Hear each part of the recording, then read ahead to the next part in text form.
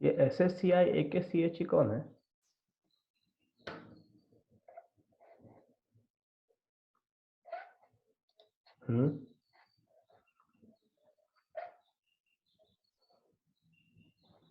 कृपया करके सब अपना अपना वीडियो ऑन कीजिए।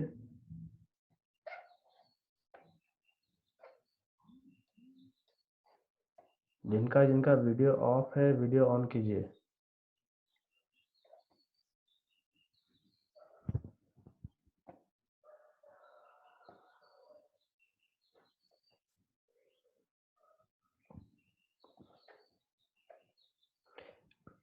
जो मेरे पासवर्ड से नाम रखा है वीडियो ऑन कीजिए, वरना हटा दूंगा आपको।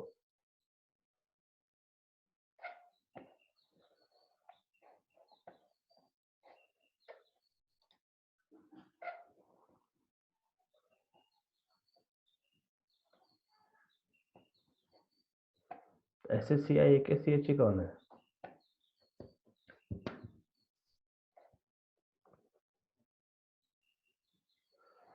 ज्योति, मेरा पासवर्ड मिला आपको लॉगिन करने के लिए?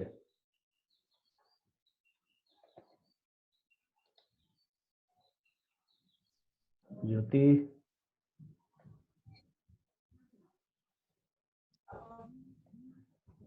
ज्योति, यस सर। मेरा पासवर्ड मिला आपको लॉगिन करने के लिए? अपना नाम में मेरा पासवर्ड डाल दिया है। पता नहीं गलती से हो गया होगा। उसको नाम चेंज करो। तुम कॉलेज वाले लिस्ट में भी चले आती है क्या क्लास करने? नहीं तो कॉलेज में भी तुम्हारा ये नाम दिखता है। पता नहीं, हमने करवाए थे, एक भैया कर दिए थे। कॉलेज में क्यों क्लास करती है? नहीं। ठीक है, ठीक।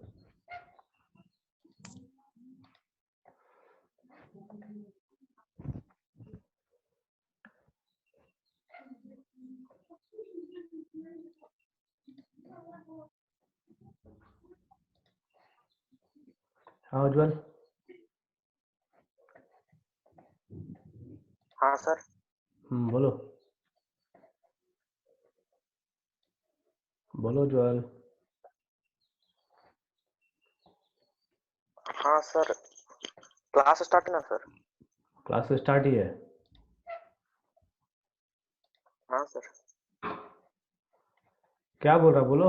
हाथ उठाया है। अच्छा, हैंड रेस किया वो सर? हाँ, डाउन कर देते हैं सर।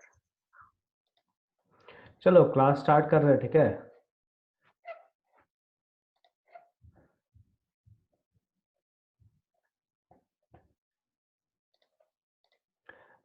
कल वाले क्लास में किसी को डाउट है तो आप रेज हैंड करके पूछ लीजिए। कल वाले क्लास में किसी को डाउट है तो रेज हैंड करके पूछ लीजिए। सूरज। हाँ सूरज। सर ये ग्लास ट्रांजैक्शन वाला जो था ना, हम्म ग्लास ट्रांजैक्शन टेम्परेचर वाला, हम्म वो नहीं समझ में आया और कल क्लास में नहीं कर पाए थे सर, नेटवर्क इशू था। अच्छा, तो ग्लास ट्रांजिशन टेम्परेचर जो है वो एक टेम्परेचर पॉइंट है, ठीक है, जिस जगह से मटेरियल को हम थोड़ा मॉडिफाई करते हैं। मॉडिफाई कहने का मतलब है उसके प्रॉपर्टीज को बढ़ाते या घटाते हैं, ठीक है। जैसे आप मार्केट में एक ही चीज का बहुत सारा क्या बोलते हैं सामान देखोगे, जिसमें बना हुआ एक ही चीज से है लेकिन उसकी क्वालिटी अलग अलग है, ठीक है। तो स्पेशली ये यस। जो होता है, ये ज्यादातर हम करते हैं पॉलीमर्स के लिए या प्लास्टिक्स के लिए, ठीक है। उस कंडीशन में आप देख लो, अभी सरकार ने दो टाइप की प्लास्टिक्स चला रखी है, एक मोटा और एक पतला। पतला प्लास्टिक जो होता है उसको बैन करता है, मोटा बोलता है इसको यूज करो, ठीक है।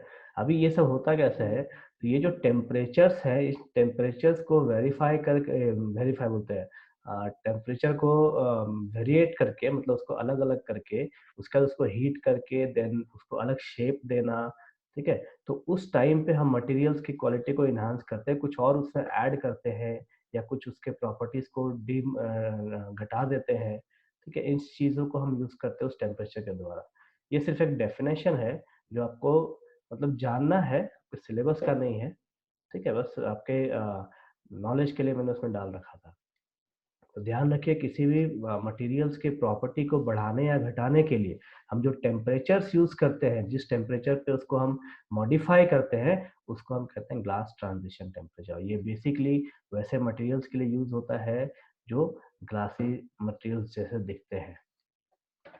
ठीक है, यस सर, आगे समझ। और किसी का?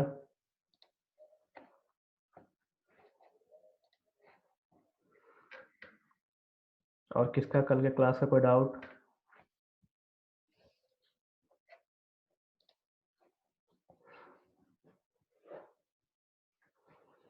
अभी देखो, मेरे पासवर्ड से एक जन और कोई ज्वाइन हो रहा है, ये कौन है?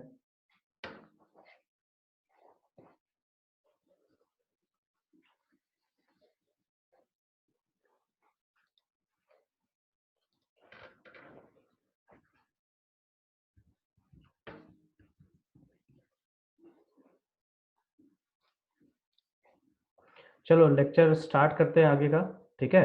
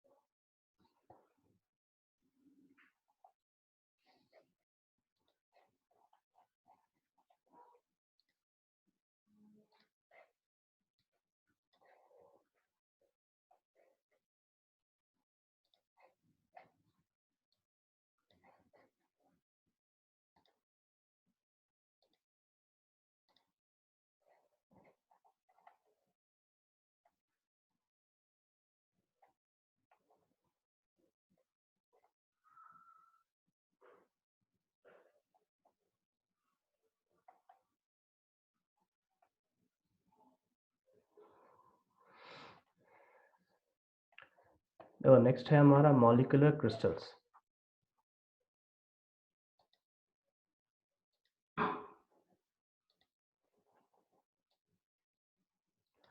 नेक्स्ट है हमारा मॉलिक्यूलर क्रिस्टल्स। ठीक है, अभी इसमें वैसे क्रिस्टल्स आते हैं जो मॉलिक्यूल में होते हैं, मतलब एक मॉलिक्यूल दूसरे मॉलिक्यूल से जुड़ा होता है, जैसे कि SO2 मॉलिक्यूल दूसरे SO2 मॉलिक्यूल से जुड़ा होगा, CO2 मॉलिक्यूल दूसरे CO2 से जुड़ा होगा। तो ये सब डायरेक्टली एटम टू एटम ना जुड़ के मॉलिक्यूल टू मॉलिक्यूल जुड़ते हैं, और ये कुछ अलग अलग फोर्सेस से जुड़ते हैं, जैसे कि van der Waals force of attraction और वीक डिस्पर्सन फोर्सेस या फिर लंदन फोर्सेस।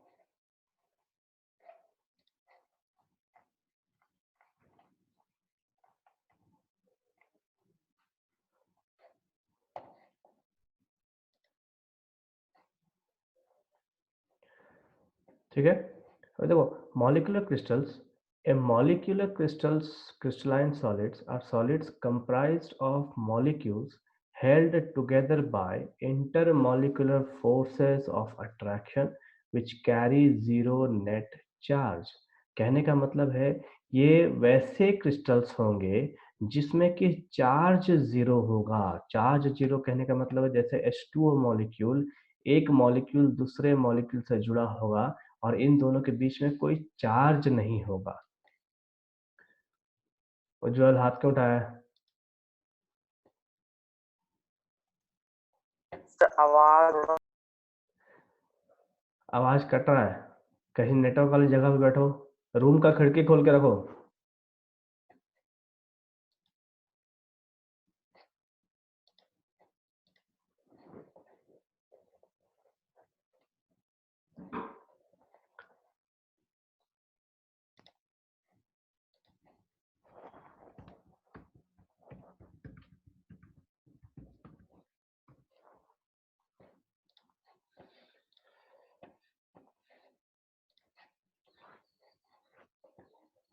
ठीक है, अभी जैसे देखिए ये हमने कल NaCl का देखा था, आयनिक क्रिस्टल्स का।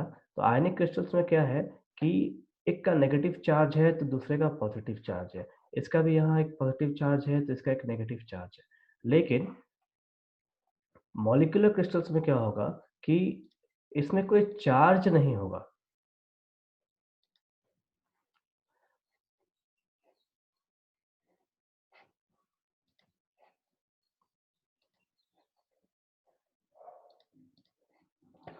ठीक, इसमें कोई चार्ज नहीं होगा। एग्जांपल्स क्या क्या है, वाटर H2O, CO2 और भी काफी सारे हैं, SO2 है, देन Cl2 है, H2 है, वगैरह वगैरह।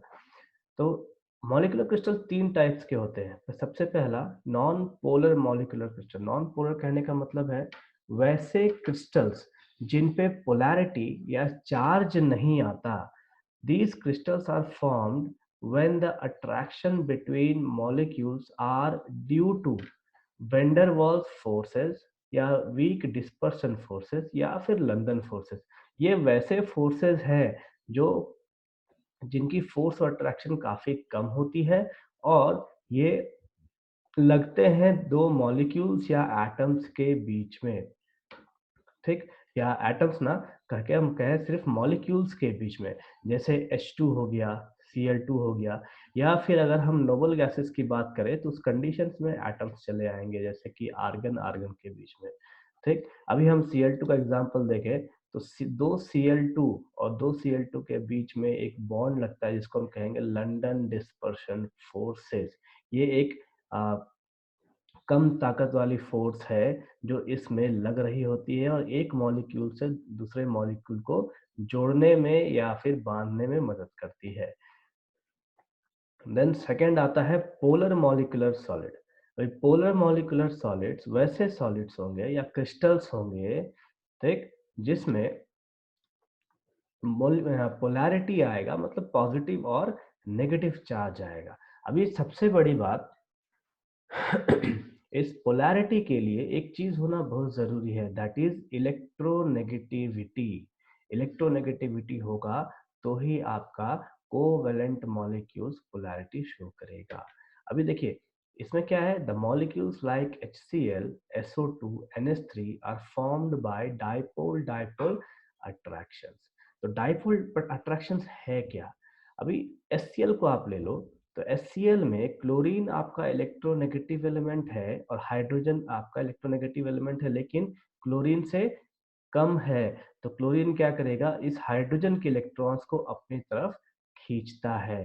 ठीक उसी प्रकार जैसे कि एक सोडियम अपना एक इलेक्ट्रॉन क्लोरीन को दे देता है, तो हम क्या कहेंगे कि इस केस में भी हाइड्रोजन ने अपना इलेक्ट्रॉन क्लोरीन को दिया। तो उस कंडीशन में इस हाइड्रोजन के ऊपर एक प्लस चार्ज आएगा और क्लोरीन के ऊपर एक माइनस चार्ज। लेकिन कैसा चार्ज आएगा, ये पार्शियल चार्ज आता है। पार्शियल चार्ज, ये कंप्लीट चार्ज नहीं होता। ठीक है, तो H के ऊपर डेल प्लस एंड Cl के ऊपर डेल माइनस का चार्ज दिखता है। सेम तरीके से आप SO2 को देखिए तो ऑक्सीजन सल्फर से ज्यादा इलेक्ट्रोनेगेटिव होने की वजह से ये दोनों ऑक्सीजन क्या करेंगे, सल्फर के इलेक्ट्रॉन्स को अपनी तरफ खींचते हैं। ठीक, तो इन दोनों का रिजल्टेंट डायपोल जो होगा वो नीचे की तरफ दिखेगा हमको। सेम आप NH3 को ले लीजिए, अमोनिया को, तो उस कंडीशन में नाइट्रोजन जो है इन तीनों से ज्यादा इलेक्ट्रोनेगेटिव है, तो जो रिजल्टेंट डायपोल हमको मिलेगा वो मिलेगा हमें ऊपर की तरफ, जिसको हम कहते हैं पोलर मॉलिक्यूलर सॉलिड्स और क्रिस्टल्स। अब इसमें एक चीज आती है पायरो इलेक्ट्रिसिटी। पायरो इलेक्ट्रिसिटी है क्या? एक टर्म है जो ऑब्जेक्टिव्स में आते हैं। It is a phenomenon by which polar crystals on heating produces electricity. अभी ये ऑब्जेक्टिव में पूछा जाता है कई बार कि पायरो इलेक्ट्रिसिटी कहते हैं किसको है। देन थर्ड है आपका हाइड्रोजन बॉन्डिंग क्रिस्टल्स। ये वैसे क्रिस्टल्स या सॉलिड्स होंगे जिसमें स्पेशली हाइड्रोजन बॉन्ड देखने को मिलता है। ठीक, अब हाइड्रोजन बॉन्ड जो है वो किस किस चीजों में आएगा, तो सबसे पहला नाइट्रोजन के साथ, ऑक्सीजन के साथ और फ्लोरीन के साथ हमें देखने को मिलता है। ठीक है, तो डेफिनेशन क्या है, the molecules having H atom attached on nitrogen, oxygen और fluorine gives rise to hydrogen bonding crystals.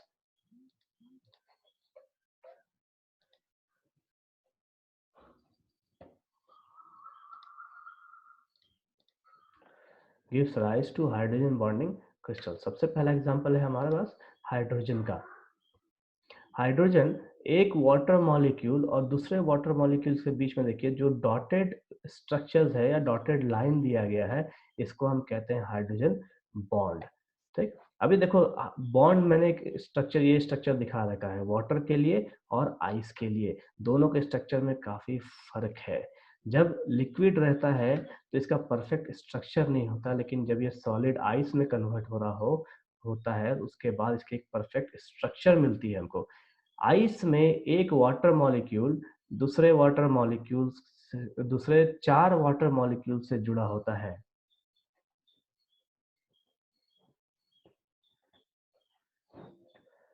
यहाँ लिख रखा है मैंने, 1 H2O molecule in ice is surrounded by 4 H2O molecule as shown in above figure।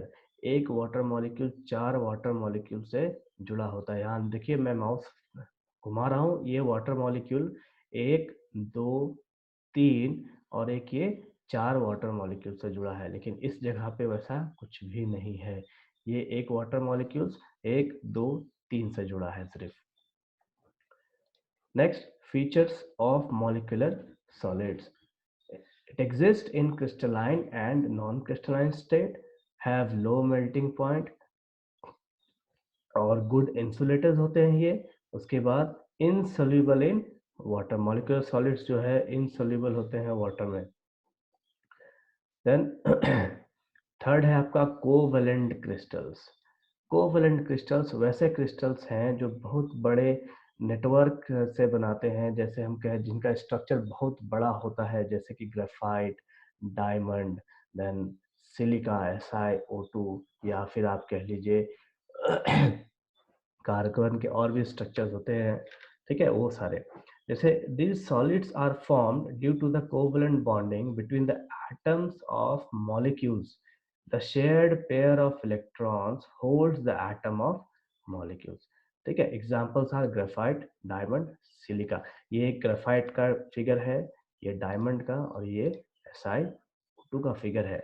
इनकी properties क्या है, these solids are also known as network solid. Network solid कहने का मतलब है कि ये एक चेन बनाते हैं, बहुत लंबे चेन जो खत्म नहीं होते, इसलिए इनको नेटवर्क सॉलिड कहा जाता है। Then properties of covalent crystals, these are directional and strong in nature। ये काफी strong होते हैं except graphite। Then these have high melting point। ये काफी ज्यादा dense होने की वजह से इनका melting point बढ़ जाता है। Then these are very hard and brittle। For example, diamond is the hardest substance। Then D point, covalent solids are poor conductor of heat and electricity। Exception is graphite। graphite को छोड़ के बाकी सभी heat और electricity के बहुत bad conductor होते हैं।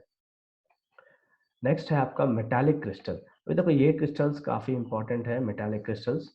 Metallic crystals, in metallic crystals the lattice consists of assembly of positive ions immersed in a sea of mobile electrons।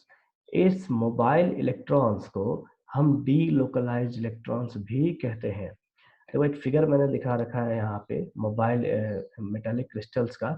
ये जो प्लस चार्ज है ये इसका पॉजिटिव चार्ज कहलाता है, जिसको हम कोर कहते हैं। और ये जो इलेक्ट्रॉन्स है, जो नेगेटिव चार्ज यहाँ दिखा रखा है, ये इलेक्ट्रॉन्स है जो कि मूवेबल होते हैं। मूवेबल को हम यहाँ कह रखे हैं हम लोगों ने कि मोबाइल इलेक्ट्रॉन्स है।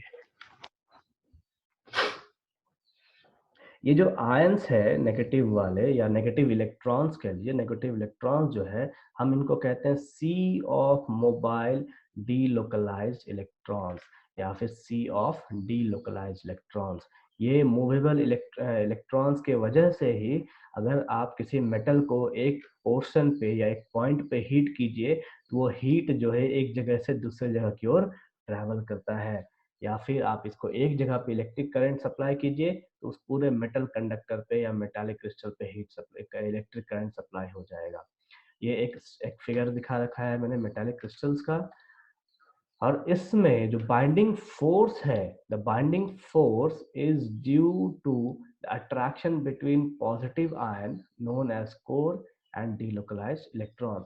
इस मेटालिक क्रिस्टल्स को जो बांधे रखता है वो इसका पॉजिटिव चार्ज और नेगेटिव चार्ज है।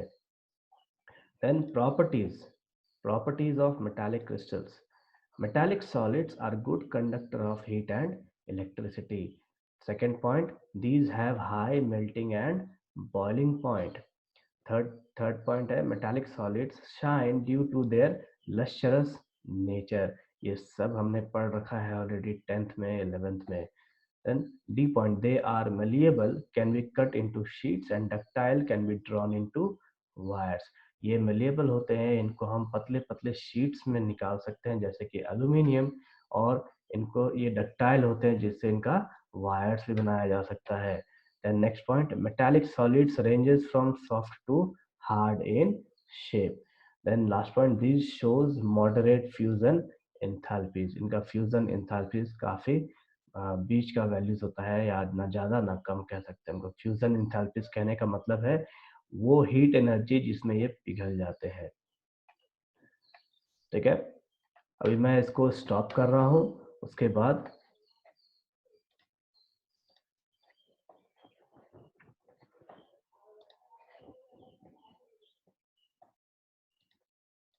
अभी इसमें से किसको डाउट है?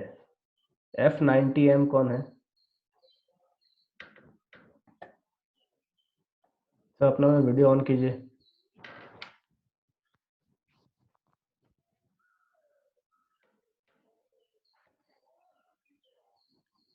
अभी किसी को डाउट है इसमें तो आप पूछिए, तो फिर आगे चल पड़ेंगे।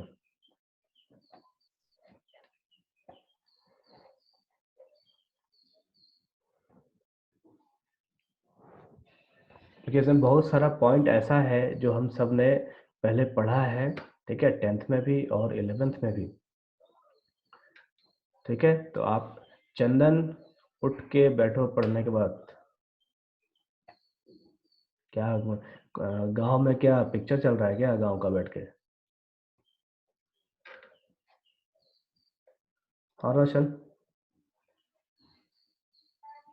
सर वो है ना लंदन फोर्सेस,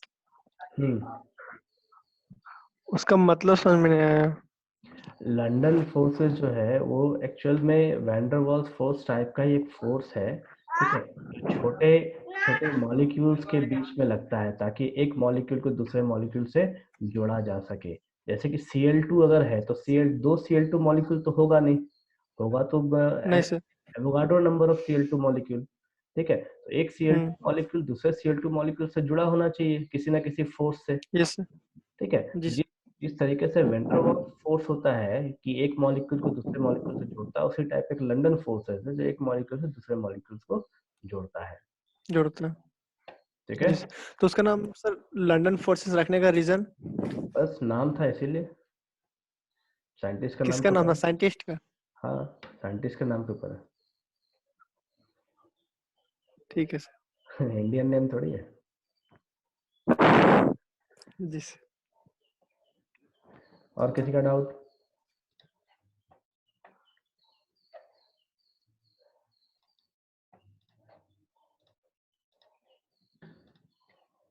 और किसी को कोई डाउट है उसमें? शिवनंदन बोलो। सर लस्टर नेचर क्या होता है? लश्चरस नेचर है उसका चमक। जैसे आप देखो हर मेटल का एक अलग चमक होता है, आप उसको साफ सुथरा कर दो तो हर मेटल का एक चमक अलग अलग दिखेगा आपको, उसी को हम लश्चरस नेचर कहते हैं।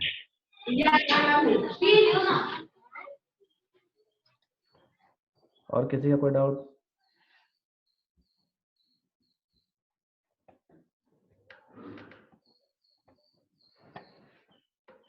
और किसी को कुछ है या आगे पढ़े? और कुछ नहीं है तो आगे चलेंगे फिर। चलो आगे देखते हैं फिर।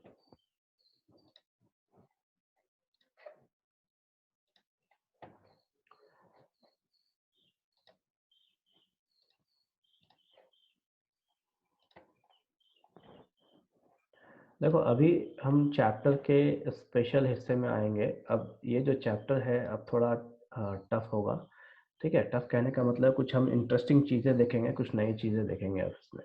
सबसे पहला है क्रिस्टल्स। हम क्रिस्टल्स की बात कर रहे हैं, तब से हम लोग क्रिस्टल्स पढ़ रहे हैं, लेकिन क्रिस्टल्स एक्चुअल में होता क्या है उस चीज को हम जानेंगे, ठीक है।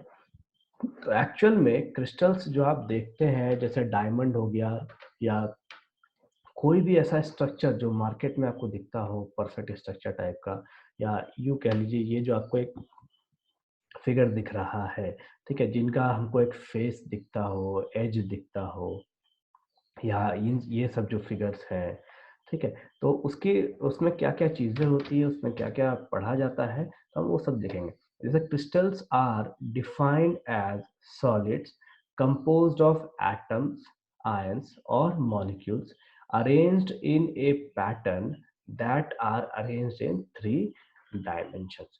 ठीक है, क्रिस्टल्स जो है ये बने होते हैं एटम से, आयन से या फिर मॉलिक्यूल से, जो एक रेगुलर पैटर्न में दिखता है। रेगुलर पैटर्न कहने का मतलब है कि एक रेगुलर अरेंजमेंट होता है एटम्स का, कि जैसे यहाँ एक रेगुलर अरेंजमेंट आपको देखने को मिल रहा है। ग्रेफाइट का ये पहला लेयर है, फिर दूसरा लेयर है, फिर तीसरा लेयर है। उसी प्रकार से डायमंड का एक रेगुलर अरेंजमेंट है कि ये टेट्राहेड्रल शेप में बढ़ता है। तो क्रिस्टल्स जो है वो एक रेगुलर अरेंजमेंट को बताता है, किसका? एटम्स, आयंस और मॉलिक्यूल्स का, जो 3 डायमेंशनल होते हैं। 3 डायमेंशन मतलब 3D में दिखते हैं हमें, मतलब X, Y and Z coordinate में दिखेंगे। These crystals are represented by their unit cells. Unit cells are the smallest part.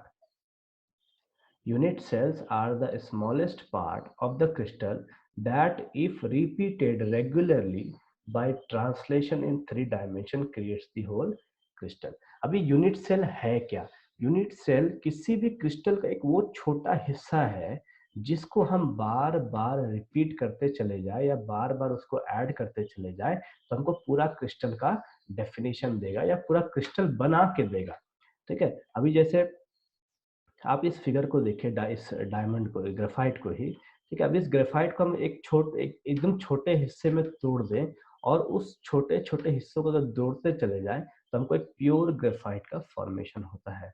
तो ग्रेफाइट का सबसे छोटा हिस्सा जिसको जोड़ने पे हमको प्योर ग्रेफाइट मिलेगा, प्योर ग्रेफाइट का क्या बोलते हैं, शेप मिलेगा, स्ट्रक्चर मिलेगा, हम उसको कहेंगे यूनिट सेल्स, ठीक। Unit cells are the smallest part of the crystal that, if repeated regularly by translation 3 dimension, creates the whole crystal.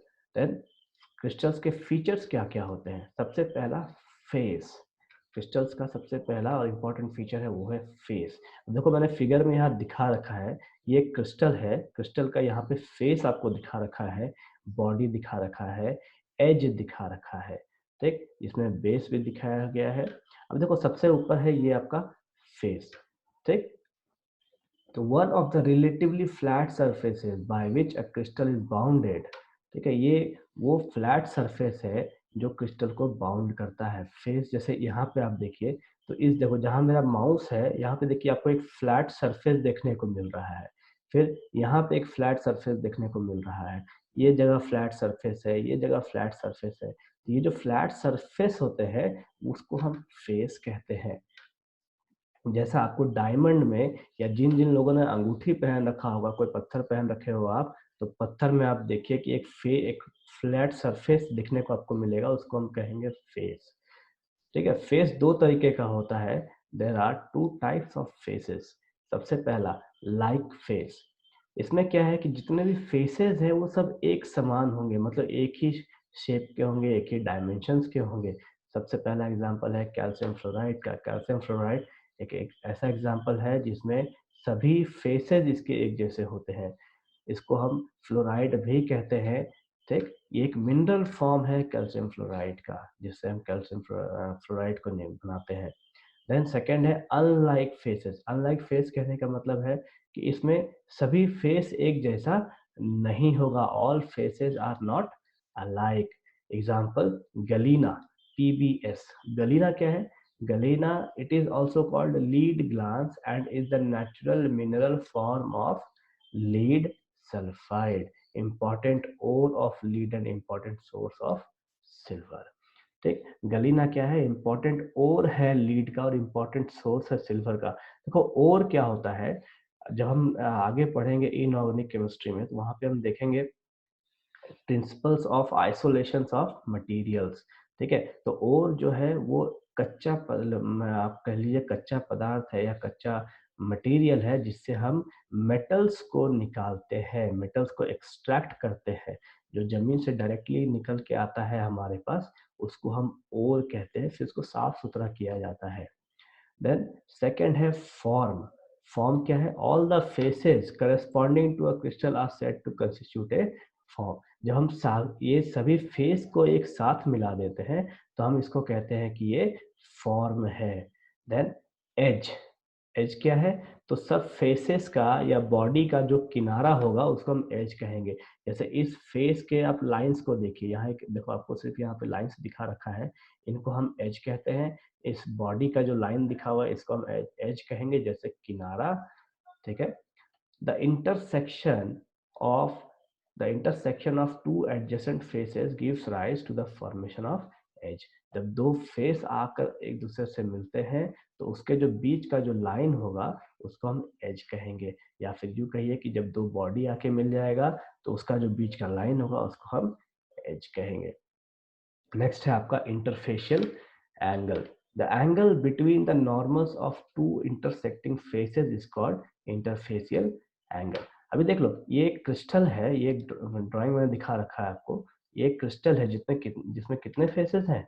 1 2 3 4 5 6 7। ठीक है, 3 3 6 7 और एक ये 8।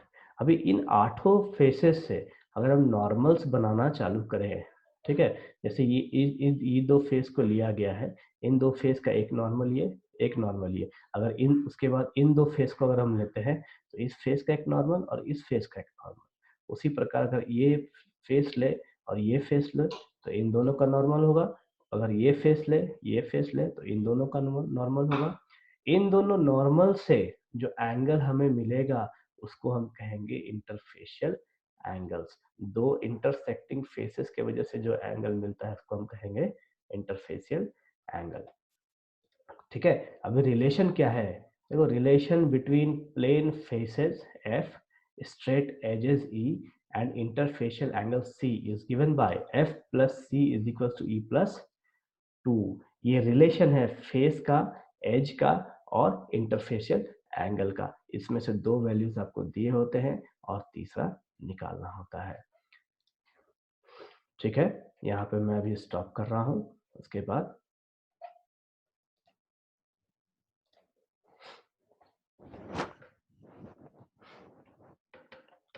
ठीक है, अभी कोई डाउट किसी को?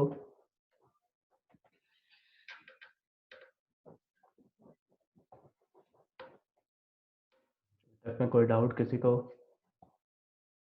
हाँ सूरज। सर इंटरफेशियल जो था ना वो वाला फिर से एक बार समझा दीजिए तो। देखो इंटरफेशियल एंगल हम कैसे देखते हैं, जैसे आपके पास मान लो आपने डायमंड देखा ही होगा या फिर कोई पत्थर आपने देखा होगा जो हम लोग अंगूठी में पहनते हैं। ठीक है, तो यस उस पत्थर को आप ध्यान करो तो उसमें बहुत सारा फेसेस होता है। जैसे आप पत्थर देखोगे तो आपको अलग अलग फेस अलग अलग शेप में उसमें देखने को मिलेगा, अलग अलग। ठीक है, तो उस फेसेस का अगर हम नॉर्मल खींचे और दोनों के बीच में नॉर्मल्स का जो एंगल बनेगा, जैसे आपको यहाँ पे दिखाए थे, जैसे देखो यहाँ पे इन दोनों एंगल्स, इन दोनों नॉर्मल्स जो है, दोनों नॉर्मल्स के बीच का जो ये एंगल है, इसको हम कहते हैं इंटरफेसियल एंगल। ठीक है। Yes sir.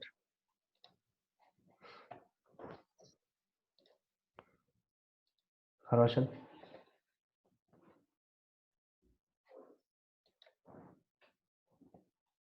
सर जैसे आप बोले थे दो क्लोरीन के बीच जो फोर्स लगता है उसको लर्निंग फोर्स कहते हैं, ठीक है। तो क्लोरीन तो पहले से फुलफिल होता है सर, तो उसमें फिर से कहाँ से क्लोरीन लगेगी? क्लोरीन जैसे फुलफिल्ड होता है तो क्लोरीन, एक क्लोरीन दूसरे क्लोरीन से जुड़ेगा, लेकिन एवोगाड्रो ने क्या कहा था कि एवोगाड्रो नंबर ऑफ मॉलिक्यूल्स होते हैं एक साथ।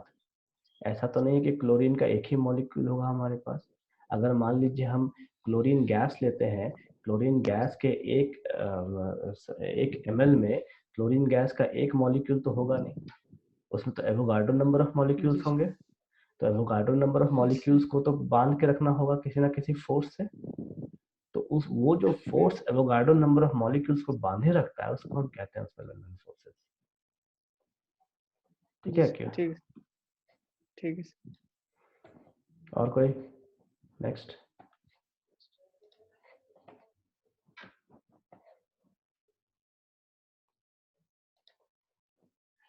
हाँ आशीष। सर वो रिलेशन कहाँ से है, कौन सा? जो ये आपने बताया ना सर, रिलेशन एज का और ये? हाँ, वो एक रिलेशन है जो हम पढ़ते हैं, वो आप वो क्रिस्टलोग्राफी एक अलग ब्रांच है जिसमें हम उसको डिराइव करते हैं, वो आपके सिलेबस में नहीं है। ठीक है, रिलेशन के पीछे उतना माता नहीं कर पाई है। नेक्स्ट।